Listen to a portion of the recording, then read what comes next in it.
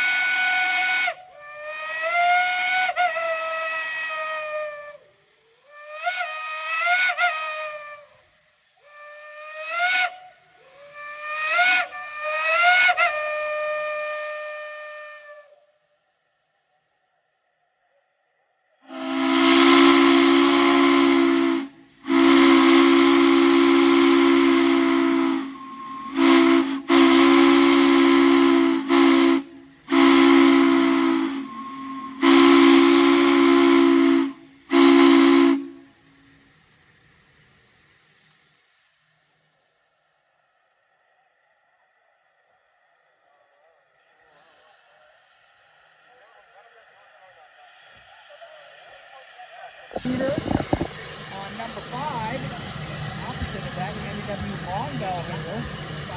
In the number 6 spot, an 8-inch Hunkheimer. Number 7 is a Nathan 3-time. Number 8 is running around with 5-inch 3-time. And rounding out the manifold, spot number 9, a Pennsylvania Railroad 3-time. We have to put this round, and then Railroad auction will be up on the next manifold round. Awesome, thank you.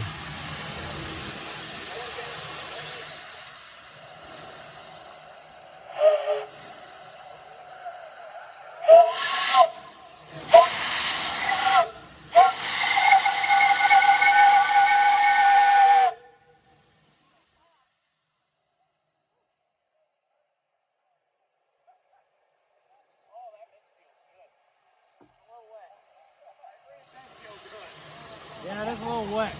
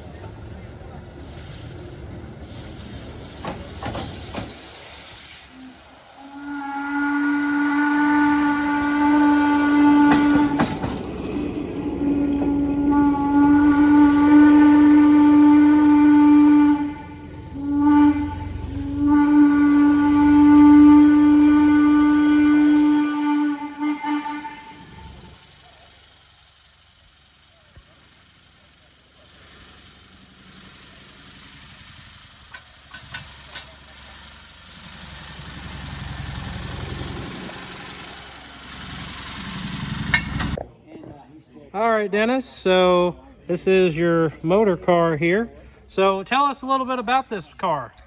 Well, it's a CNNW. It's an MT-19. It's from Chicago Northwestern. It was used up in Wisconsin. And a fellow bought it, actually a car dealer down in Florida bought it and had it for a few years and then decided to upgrade. So I bought it from him about 13 years ago. I've done some additions, put mirrors on it, and added the curtains and turntable, that sort of thing. Well, that's really cool.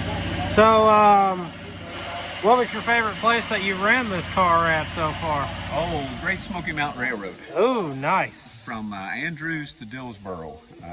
Spend the night and go back. That's my favorite place. And second one was, it's no longer available, but out of Elkins, we'd run up to Spruce, up to Big Cut, and back. And then the next day you go to Belington and back. So, yeah, we've been quite a few places. My wife and I, the wife usually always goes with me. Well, sir, I gotta say you have a very nice motor car here. You definitely done a great job with it. Thank you. Thanks for coming on. You're welcome.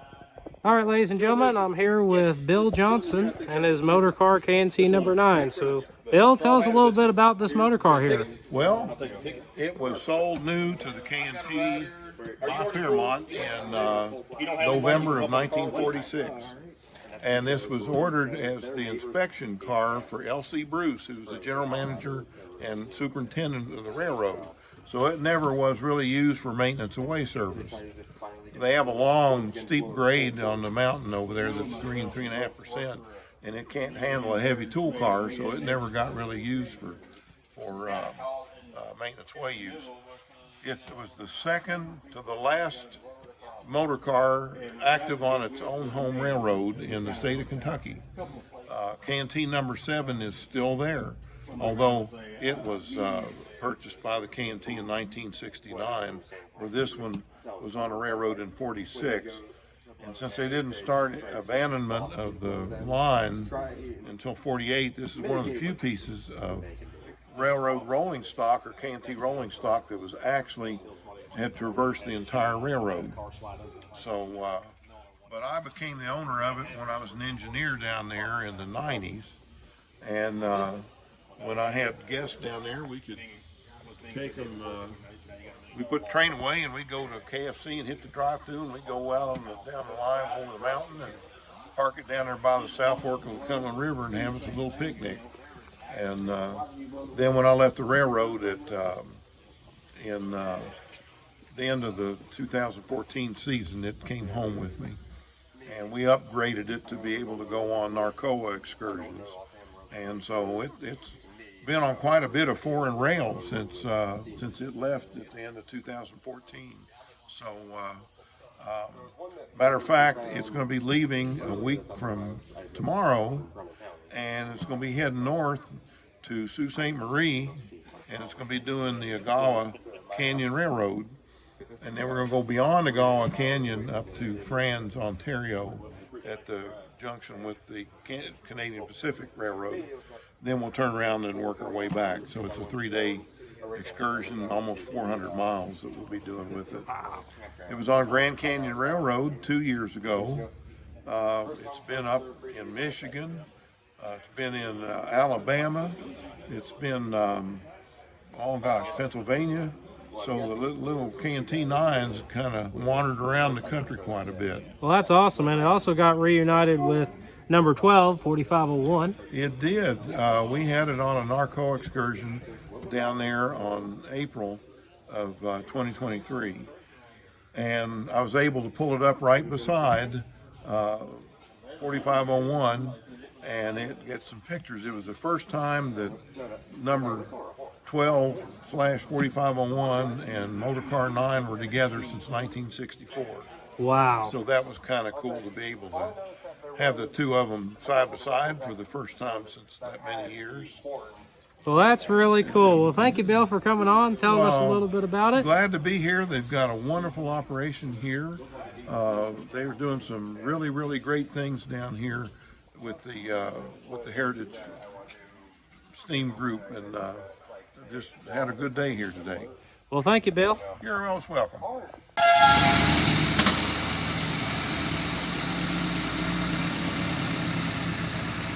Lovely.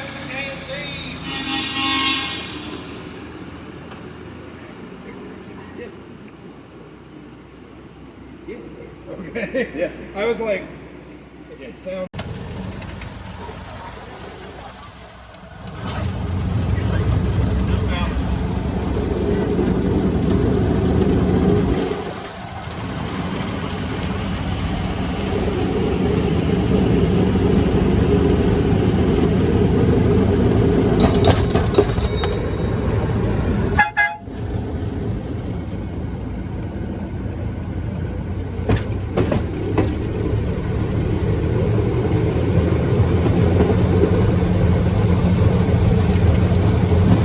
This was the second to the last railroad motor car on its original railroad in the state of Kentucky.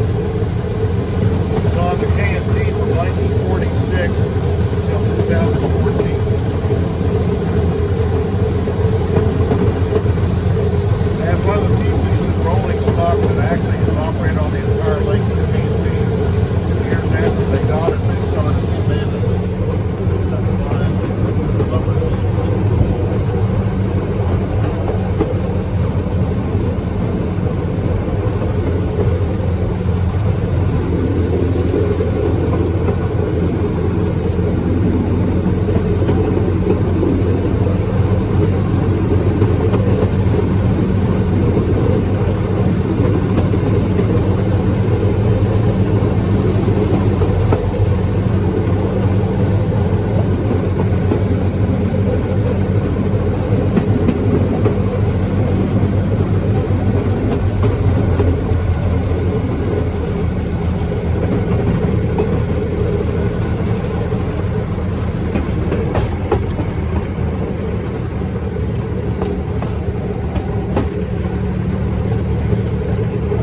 Are y'all having a good time on our property today? That's awesome. Coming up here on the Y is some of our equipment. I'm a member down here. Oh yeah? Yeah. I volunteer down here. What's going on? Just up here?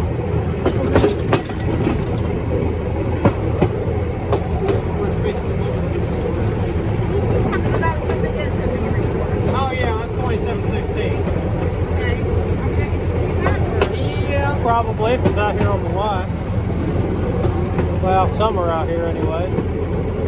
There's some of our diesel locomotives over here.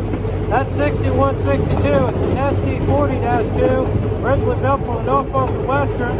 It's also the only one in its original paint right now. That one right there is L&N 7067.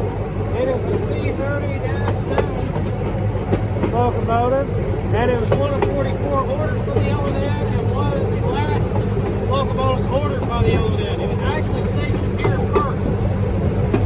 It was painted in the Huntington University's colors, Marshall. Kind of as a billboard advertisement for their team for a little while. And then it got restored, sent to us, donated to us. Huntington, West Virginia painted that for us, along with our caboose up there as well. They restored that. It is actually one of the nicest restored cabooses I've ever set foot in.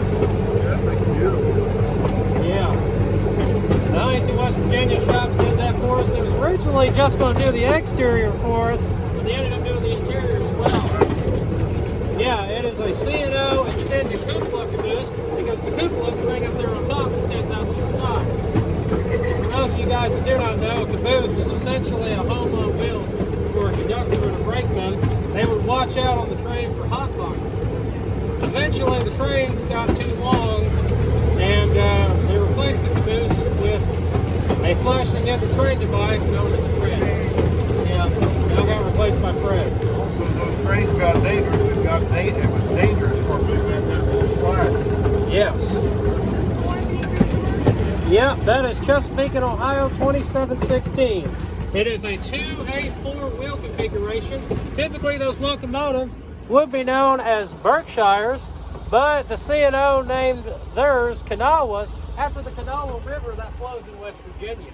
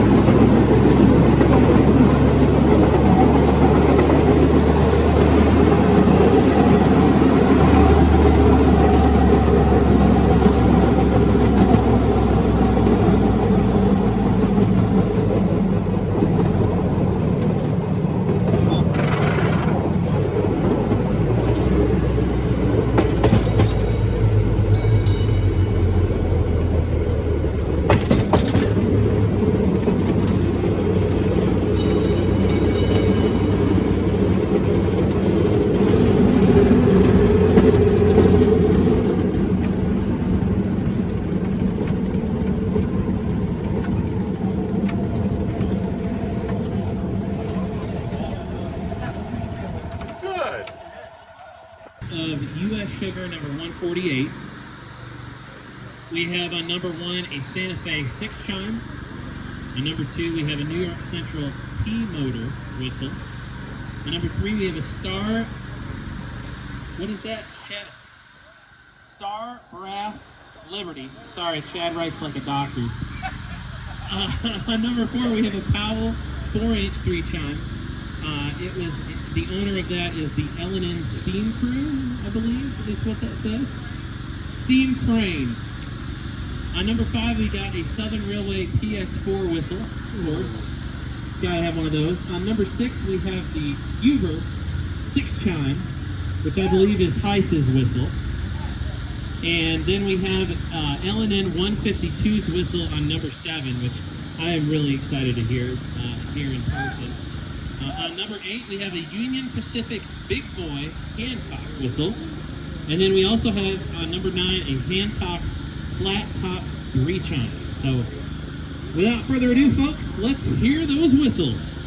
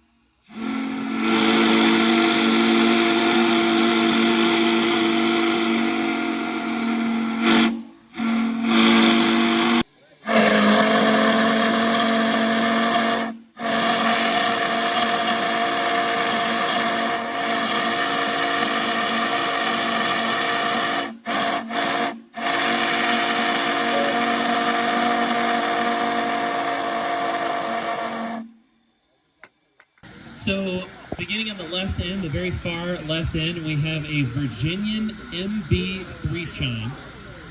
On number 1, we have a Southern Railway Freight 3 chime. On number 2, we have a Great Western Railway single note whistle. Number 3 is a Canadian National 3 chime. Number 4 is another Canadian National whistle, although it is a 4 chime. So we got a 3 chime on 3 and a 4 chime on 4, both CN whistles.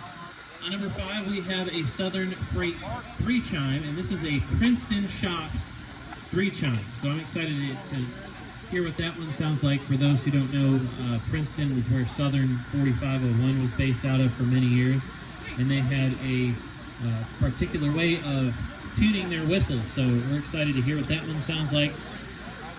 On number 6, it's an unknown 5-inch hooter. On number 7, we have a Penzie 3 chime. On number 8, we have a Canadian National 5 chime. And on number 9, we have a 5-inch Crosby. So the next round of the whistle blow is about to begin. Here we go, everybody. Make sure you got your hearing protection.